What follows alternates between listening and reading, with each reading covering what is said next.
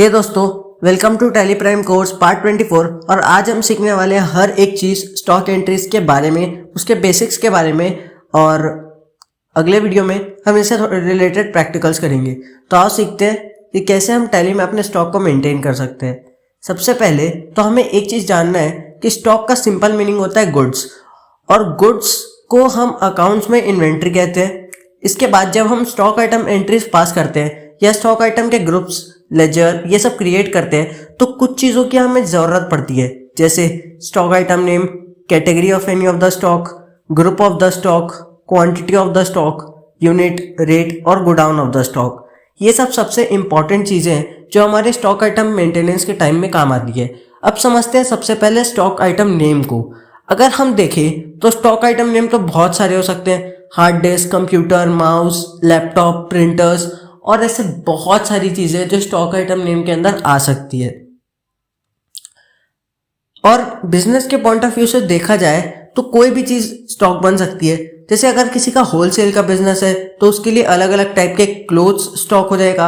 अगर किसी का इंटरप्राइजेस का बिजनेस है तो अलग अलग टाइप के प्रिंटिंग लोड्स, अलग अलग साइजेस के पेपर्स, ये सब उसके लिए स्टॉक होगा। किसी का अगर स्टेशनरी का है तो सब कलर के पेंसिल्स, इरेजर्स, डिफरेंट कंपनीज के पेन्स, अलग अलग वेराइटीज़ के पेन्स, अलग अलग कलर के पेन्स, ये सब उसका स्टॉक होगा।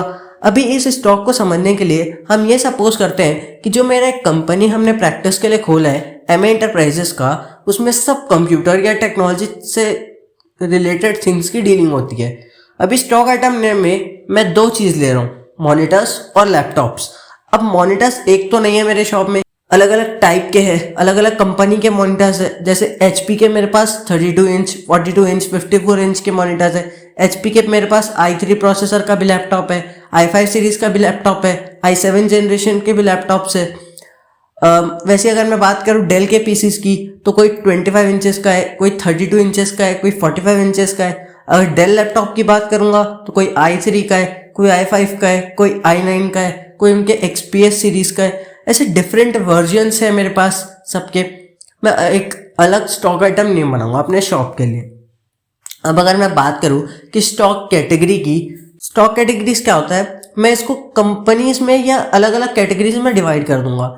जैसे मेरे पास मॉनिटर है शॉप में तो कोई डेल का है, कोई HP का है, कोई सैमसंग का है, कोई एसर का है, कोई लेनोवो का है, कोई एसस का है। तो ऐसे मेरे डिफरेंट कंपनीज में वो कैटेगराइज हो जाएगा, तो इसको हम कहते हैं स्टॉक कैटेगरी।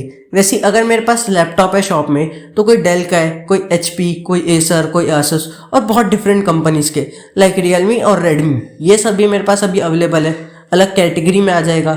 इसको भी हम कहेंगे स्टॉक कैटेगरी। अब हम समझते हैं स्टॉक ग्रुप के बारे में। स्टॉक ग्रुप का सिंपल मीनिंग होता है main product.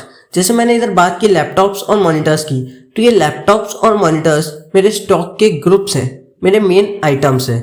Stock item name और ग्रुप दोनों डिफरेंट चीज़ है, कंफ्यूज मत होना, क्योंकि स्टॉक आइटम नेम में हम कैटेगराइज करते हैं एक पर्टिकुलर चीज़ को, और स्टॉक ग्रुप में हम कैटेगराइज नहीं करते, जो है वैसी रहने देते हैं।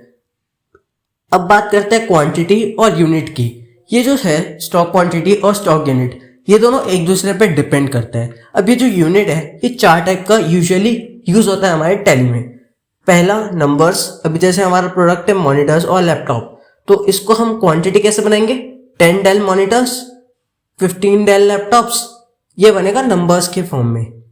एक होता है केजीज, किलोग्राम्स।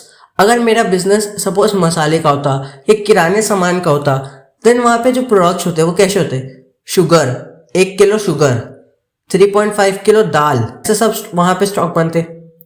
लीटर्स, अगर मैं मिल्क बेच रहा होता then 1 litre milk, 2.5 litres of milk, 1 litre की बोतल, ऐसा सब। अगर मीटर्स होता देन, अगर मैं किसी टेक्सटाइल इंडस्ट्री में काम कर रहा हूँ देन वहाँ कपड़े का साइज डिफरेंट हो सकता है। कोई 500 मीटर का क्लॉथ होगा, कोई 100 मीटर का क्लॉथ होगा। ये सब उसकी स्टॉक क्वांटिटी और यूनिट बनता है। तो ये डिफरेंट टाइप के स्टॉक क्वांटिटी है और यूनिट्स है। और भी ऐसे बहुत सी यूनिट्स होते हैं जैसे dozens, tons, grams, millilitre, centimetre और बहुत कुछ। अब बात करते हैं स्टॉक रेट्स की। स्टॉक रेट यानी परचेस कॉस्ट, कितने में हम गुड्स को रीसेल करने के लिए परचेज कर रहे हैं, उसको कहते हैं स्टॉक रेट।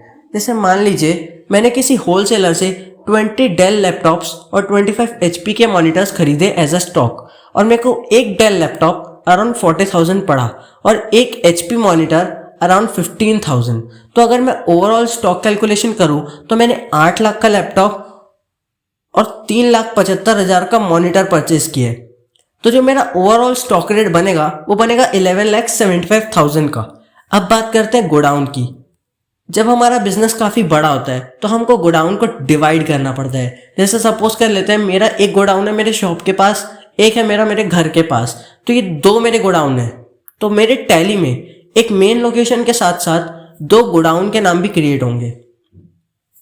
ठीक है, तो दोस्तों इस कोर्स के आज के पार्ट में बस इतना ही। उम्मीद है आपको हर एक बेसिक क्लियर हो गया होगा, एंड इसके बाद अगले पार्ट में हम स्टॉक आइटम से रिलेटेड टैली में एंट्रीज पास करेंगे और उनको प्रैक्टिकली समझेंगे। सो तब तक के लिए thanks for watching, like share and subscribe and good bye.